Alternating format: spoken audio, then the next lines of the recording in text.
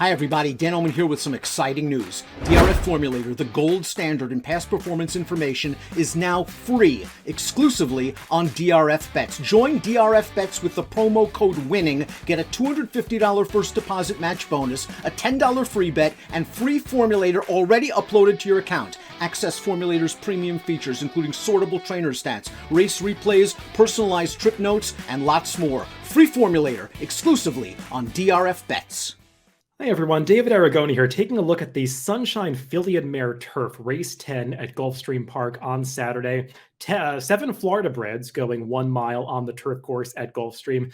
Florida bred fillies and mares, I should specify. Let's throw up the field for this race. It's kind of a confusing affair, I've got to say. We've got a lot of horses that are dropping in class out of some open company races into this Florida bred stakes race. The number 7 Sugar Fix is pegged as the 8-5 morning line favorite. Got no problem with that. She's a horse that loves to win races, goes out for a hot barn, Saffy Joseph, and she's got some pretty solid form coming into this race, but she is facing a lot of horses that are taking that dropping class with maybe some muddied up form, and we're going to talk about a few of them. Before we get to the contenders, though, let's take a look at the pace projector for this race. We've got a couple horses that could show speed, including the number 1, Quinoa Tifa. She is a horse that doesn't really have much turf form. She's tried it a couple times, has not done too well on that surface. So a little curious that she's being entered in this race, but she is a horse that has plenty of early speed. So I would imagine she's going to lead this field in the early going. That number 7, though, Sugar Fix, she does have good tactical speed. So while she might not be likely to go to the front end of this race, I do think that she'll be pressed in the number 1. And if that horse throws in the towel around the far turn, perhaps she's one that could take over. Also, the number 5, Classy Woman, another long shot in this race, listed at 20-1 on the morning line, that does have some early speed. So we've got some horses that are bigger prices that could be towards the front end, and we'll see if that helps set it up for a closer. But I did not see a ton of pace in this race that was going to set up any horses trying to close from way towards the back of the pack. Let's get into the contenders and talk about that number 7, the morning line favorite, Sugar Fix.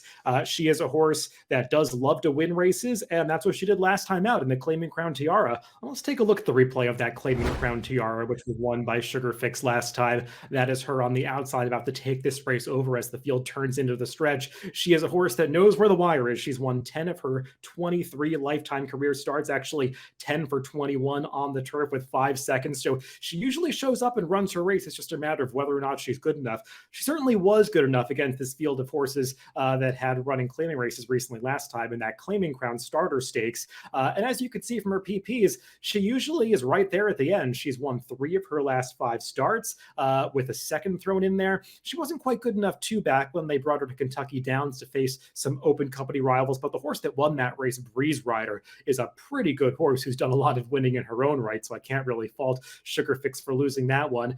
Her top recent time formula speed figure of 104 that she earned last time out is okay. It doesn't make her a standout by any means in this race, but something that she does have working for her is that consistency, because a lot of the other horses that we're going to talk about that are contenders in this race, they're kind of a little all over the place in terms of their form. And at least I feel like we know what we're going to get from Sugar Fix. She's not the kind of horse that I'd be running to the windows to bet at a price like 8-5 as she is in the morning line, because she doesn't have that real speed figure at class edge, but she's just a reliable option that you think is going to be somewhere around at the finish of this race.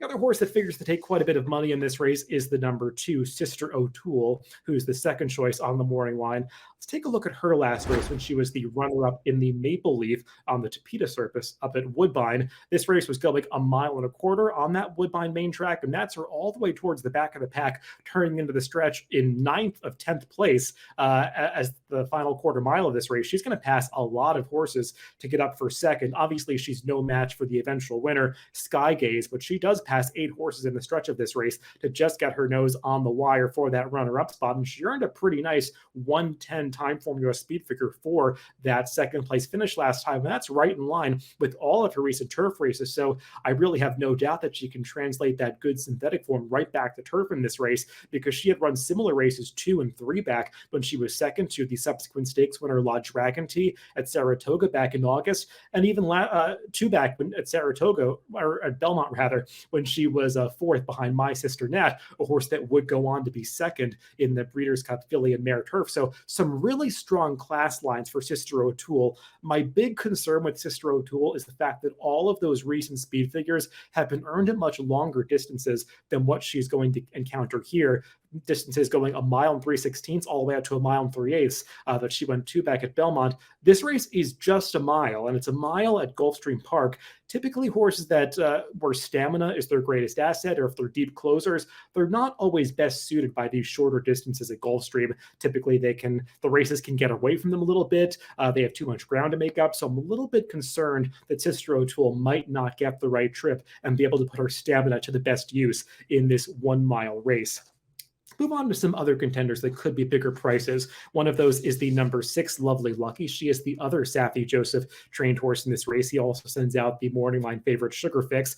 Now, this horse has run some speed figures that would make her awfully tough in this race, going back to her races 4 and 5 starts ago when she ran in March and June, earning 110 and 112 time formula speed figures. The problem is her recent form leaves a little bit to be desired. She kind of went off form over the summer. Now, her last race, when she got a 100 time formula speed figure against Allowance Company, she was well beaten, finishing 5th, but that race is not quite as bad as it seems. You see the comment on the right-hand side of the screen checked sharply past the quarter pole. That is true. I didn't send in the replay for this race, but she did really get steady back pretty badly as they came to the quarter pole. I didn't think she was ever going to win that race. It didn't seem like she was traveling well enough to beat that field, but she was cost a couple of positions, and she arguably would have attained a better finish. The problem is, even when Lovely Lucky's at her best, or Lovely Lovey's at her best, she's just not really a winning type. She's, I think, finished 2nd or 3rd 15 times in 28 career starts with just 3 victories to go along with that. So even though she's going to be a price in this race and she's got some back form, she's not really a horse that I could latch onto as a win candidate in this race. Another horse that could be in a similar price range is the number 3, Key Biscayne, and she's kind of in the same boat as Lovely Lovey. She's a horse that's got some back form that makes her a contender here. When she was a 3-year-old, she was great at stakes plays. She ran in the Saratoga Oaks. She was 5th in the Grade 1 Belmont Oaks. But since then, she's never really progressed since she was a younger horse. Her form has kind of plateaued, and recently, she just really hasn't been competitive in her last few starts.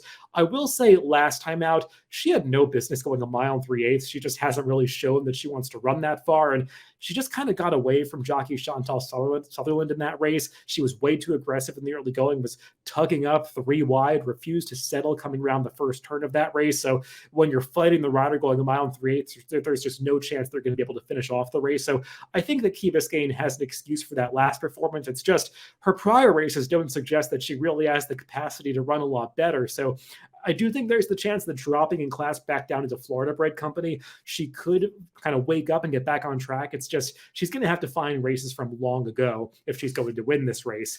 One more horse that I do want to talk about is the number 4, Kelsey's Cross. And as I was saying at the top of this analysis, I'm not really thrilled with the horses that are going to be short prices. So I'm trying to latch on to somebody that's going to be a better price that I can make a case for. And Kelsey's Cross, she's pegged at 4-1 on the morning line. She's that horse for me. She's got some speed figures that put her in the mix.